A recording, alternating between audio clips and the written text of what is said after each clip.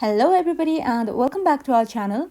In today's video, I'm going to show you how to use AutoMix on Spotify to create smooth and seamless music mixes that keep the beats flowing without any interruptions. Whether you're throwing a party, working out or just want continuous music, this guide will help you set it up in no time. First of all, open the Spotify app on your device and make sure you're logged into your preferred account. After that, tap on your profile picture icon at the top left corner of your screen. Then select Settings and Privacy. Here, tap on Playback from the given options.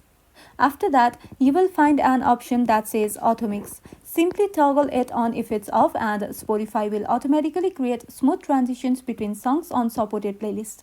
This is perfect for keeping your music flowing without any awkward gaps or silence. Once AutoMix is toggled on, just start playing your playlist.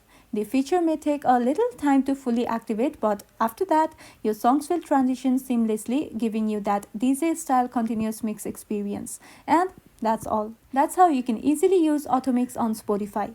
Thank you so much for watching till the very end, and if this video was helpful, don't forget to like and subscribe for more tips and tutorials.